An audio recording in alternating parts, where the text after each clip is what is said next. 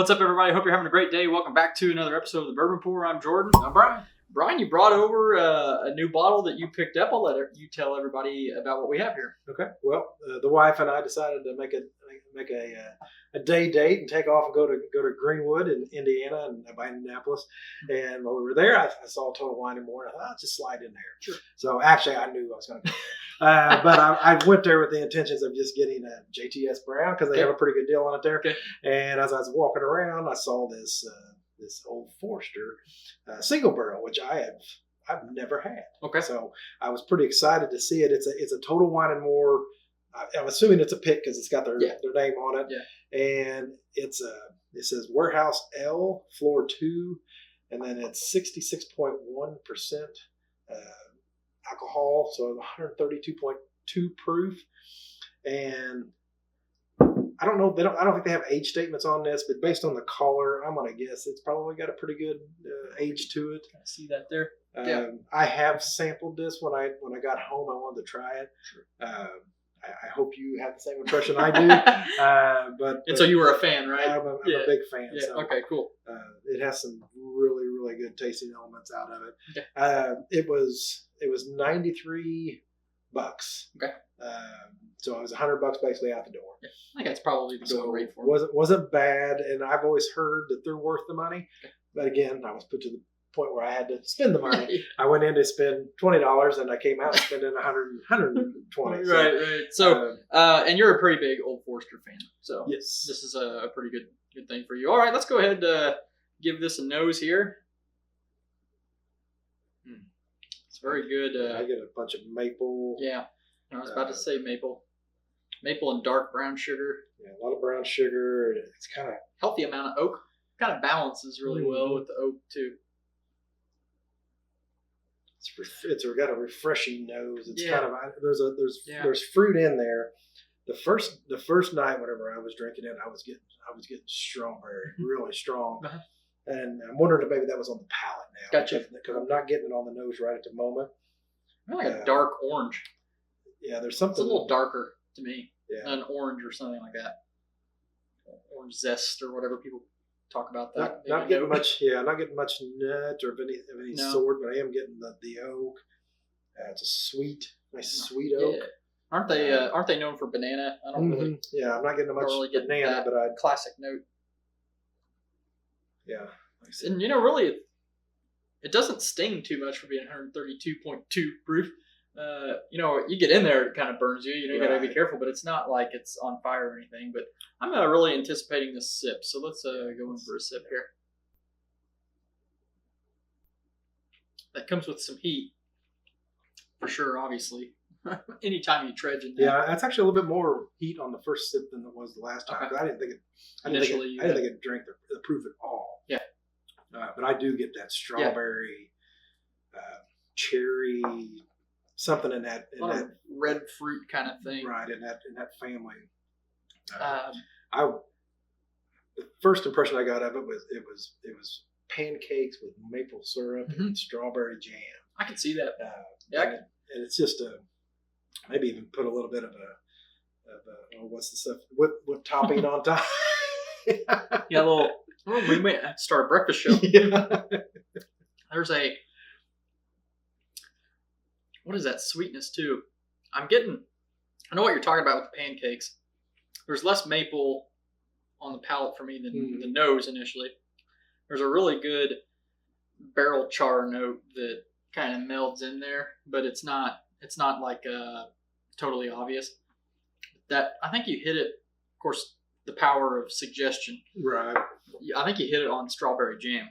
Yeah, and it's refreshing, but then the burn starts in the front, right behind your teeth. Yeah. And then it just continues all the way through your mouth. It's got a really nice burn. Yeah. It's not setting you on fire. Right. But it's there. Right. We just, on that point, we just tasted the Elijah Craig C924, and that one really burned me up. This one is higher, a few proof points higher, I think. And that's not as hot as that Elijah Craig. Now, I would guess if I was if I didn't know. Yeah. I wouldn't have put it above 120. Yeah. I would have put it in 110 to 120 range. I probably would have put 120, 122, 25, something like that. But yeah, I mean, it's definitely wouldn't have guessed 130. And the finish is good. It's got a nice balance to it. It lingers. I know that threshold as far as cost, little high for you. How would you rate that? Would you rate that as a buy if you had an opportunity to get one? For what it is, and being Old Forester and a single barrel proof, before I probably would have walked by it, but having tasted it, I think that's fair. I think that's definitely fair. Yeah.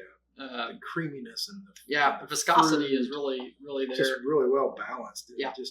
There's another element in there too. I can't put my I was trying to finger on what to search through there, and it's kind of one of those things where like this is really, really good, but I can't really pick up what I want to say. Yeah, it could be a little vanilla.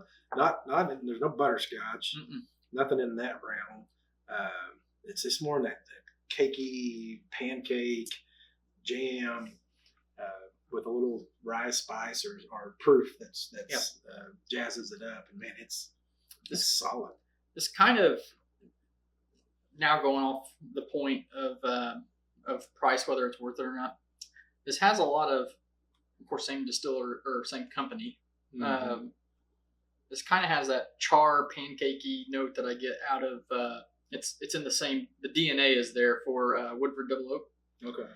And having tasted previously too the Woodford Masters collection, I feel like those are in the same family. This bottle is in the same family as that Masters collection in terms of proof.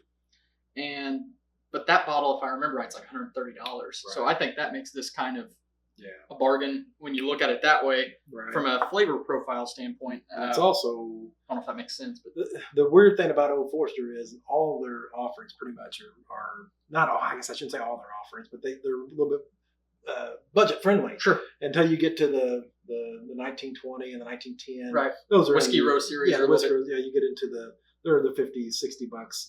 So I don't know if this is a single barrel of one of those offerings. No, I should have done some research on that because if it's like a single barrel of their standard offering, that seems like a big jump. Yeah, sure. So I'm sure it probably is one in that family.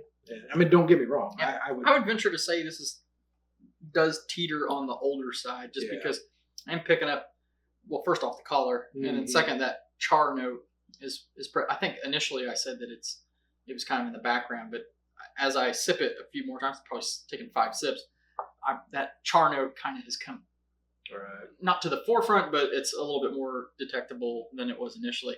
Yeah. That's really good stuff. I've always heard good things, and I know several people just swear by them if you can get them. But just in our neck of the woods, I never see them out. And I just by chance walked in. I got there early enough. I think we got there around noon, and they opened at 11:30. So I probby set them out for the day. They actually, honestly, I should have filmed a hunting video. They had an Elijah or a Knob Creek 18. They had a Baker's 13, and this. And I was like, my goodness, they got some good offerings that they've set out today. Yeah. And then I walked out and didn't film it. I messed up. But. That's great. A little bit of cinnamon on there too. Now that towards the back, towards the finish, and the finish keeps going on and on. If I could just sip that nose. Yeah. I'd be satisfied just sitting there sipping the nose all day. Yeah. That's a really good one. So I think that's worth it. Hit up Total Wine if you can find it. Now, one that also is really good if you've never had is the Old Forester Single Barrel Proof Rye. Those are really good. Yeah, I've heard that too. I've tasted those, and of course. And I went to the other side of the aisle and looked for that one, but they didn't have that. Didn't have that one? That's going to be a very expensive trip to Total Wine, right? All right, well, that's all we have for you today. Appreciate you bringing this by, Brian, because this is a fantastic bottle. Let us know in the comments below if you had an Old Forester Single Barrel Proof. What do you think? Some people have multiple of these, but we would like to hear from you. So we're going to end this episode the same way that we always do, and that is when you're with your family and your friends, always share your whiskey.